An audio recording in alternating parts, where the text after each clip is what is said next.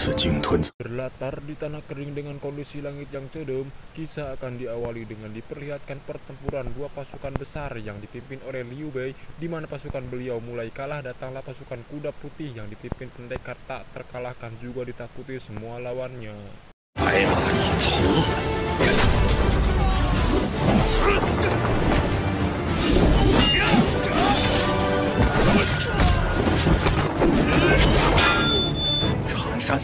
Dan kisah akan berfokus pada pimpinan pasukan kuda putih yang bernama Zhao Zilong, di mana setelah pertempuran terakhir yang menewaskan kakaknya, Zhao memutuskan untuk pensiun dari pasukan kuda putih dan bersembunyi di desa Changshan selama 7 tahun bersama anak dari kakaknya. Tiba-tiba Zhao disabah seorang gadis dan memasuki kediamannya, di mana tempat tersebut sudah dipenuhi jebakan dan...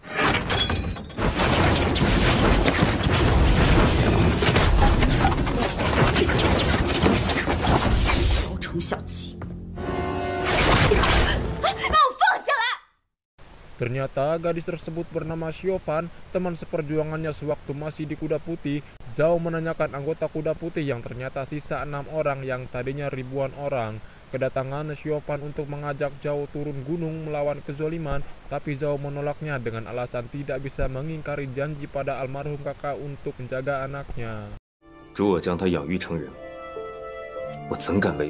Sedang sibuk cacahan, datanglah pejabat korup dan anak buahnya yang terbiasa memeras pedagang, di mana Zhao coba menenangkannya yang ternyata dia mencari seorang gadis tidak lain adalah Xiaofan yang ditetapkan menjadi pemberontak. Zhao mengatakan bahwa dia tidak melihatnya pada saat pejabat itu mengeluarkan pedangnya.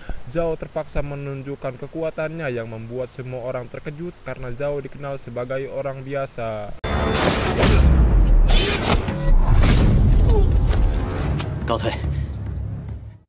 Dengan melihat kemampuan Zhao, pejabat itu pergi, tapi Zhao yakin tangkurak mereka akan kembali dengan pasukan yang lebih banyak. Zhao memutuskan untuk pergi meninggalkan desa tersebut. Pada saat Zhao asruk-asrukan di tengah leuweung yang dipenuhi suara tongkeret, tiba-tiba datang pasukan memanah dari kerajaan Yunsao, melesatkan anak panah di balik tempat garung yang membuat sepupunya tewas. Akibat sepupunya modar, tidak ada alasan bagi Zhao untuk turun gunung dan membasmi semua kejahatan.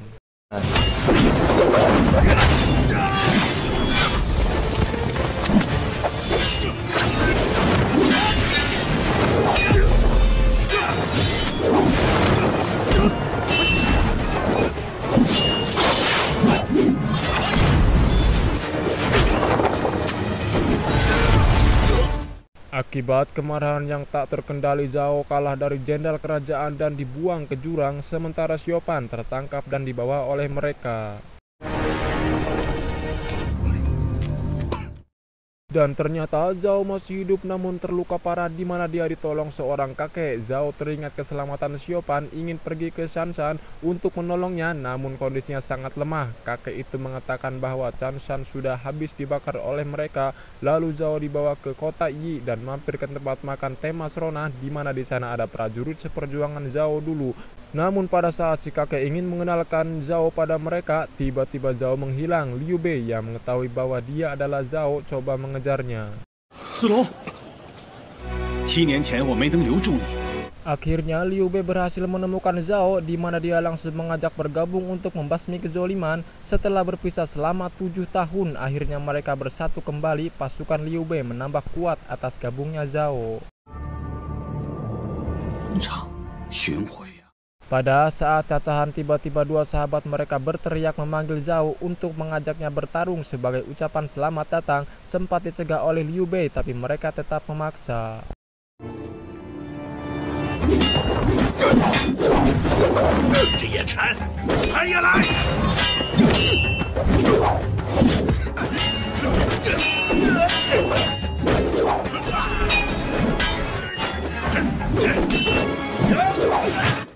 Beralih ke kerajaan Cao Cao, Jenderal Yuan yang masih terluka akibat bertarung dengan Zhao, dia meminta pada kaisar agar memberikan 5.000 pasukan untuk menaklukkan pasukan Liu Bei. Tak lama datanglah putusan kaisar untuk menyetujui permintaannya.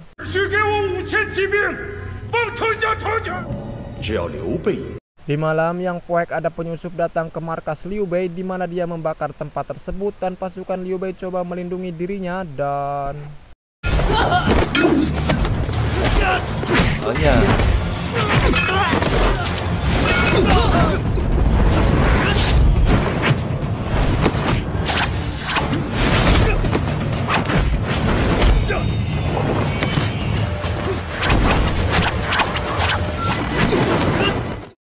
Singkat cerita, pasukan Liu Bei membawa ribuan rakyatnya mengungsi ke suatu tempat. Di saat bersamaan, salah satu prajurit ngagero atau berteriak bahwa ada pasukan Cao Cao datang.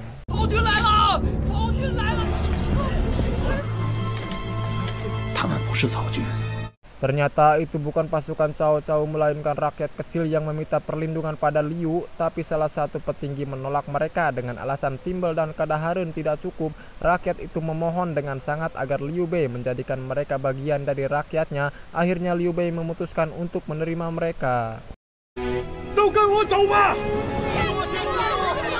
Keesokan harinya mereka berjalan ngatruk ke suatu daerah dengan dikawal 4 jenderal tangguh. Tiba-tiba pasukan harimau muncul. Liu Bei memerintahkan pasukannya untuk bersiaga melindungi rakyat dan bersiap bertempur.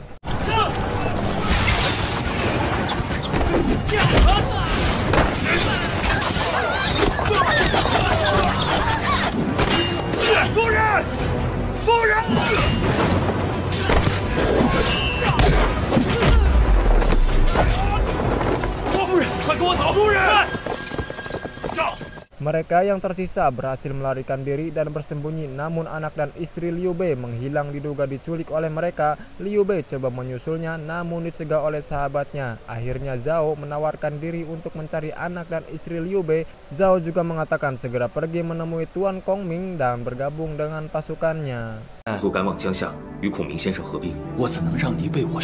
Istri Liu Bei yang sedang aprak-aprakan mencari anaknya, namun tiba-tiba datang prajurit untuk menangkapnya. Di saat yang tepat, Zhao datang dan menyuruh istri Liu Bei segera merapat ke markas dan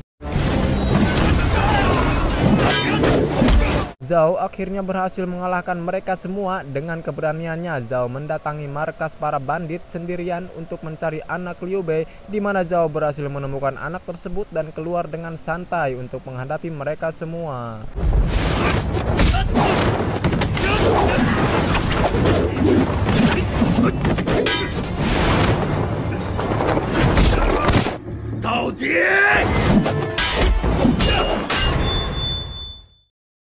Akhirnya Zhao berhasil mengalahkan pimpinan mereka, namun secara mengejutkan mereka ternyata mengelabui para pejabat demi melindungi anak Liu Bei. Ternyata mereka satu tujuan untuk menggulingkan kekuasaan Cao Cao. Akhirnya mereka bersatu sambil nguyup kopi dan dadurukan.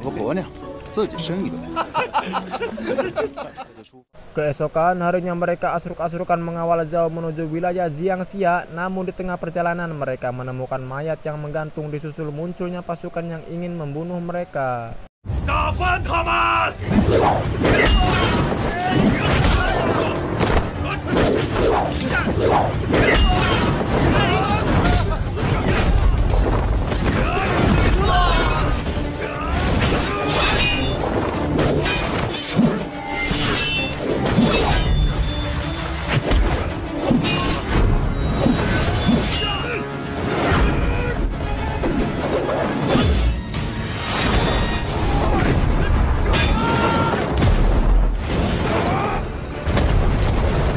Zhao sempat kalah dari Jenderal Xia karena dia menggunakan ramuan kekebalan tubuh yang membuat kekuatannya meningkat. Zhao ngagoler karena melindungi anak Liu Bei. Tak berselang lama Zhao bangkit sambil dibantu pasukan Liu Bei yang baru datang. Kini dua pasukan besar siap bertempur.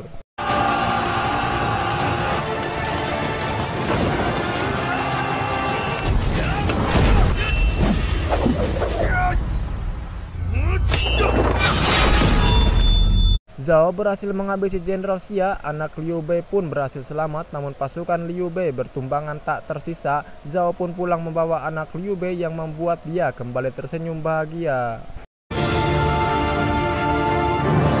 Tamat. Film ini mengajarkan bahwa seorang pemimpin bukanlah dia yang memiliki tahta, fasilitas, mobil mewah, rumah gedung, gaji besar, goreng dangdir, dan lain-lain, melainkan dia yang rela timbul dan tenggelam bersama rakyatnya. Ingat, jadilah pemimpin seadil-adilnya, karena pemimpin akan diminta pertanggungjawabannya di dunia dan akhirat. Saya Obay mewakili seluruh makhluk rebahan yang bermimpi tinggi kemudian terjatuh mengucapkan terima kasih atas kunjungannya. Wassalamualaikum warahmatullahi wabarakatuh.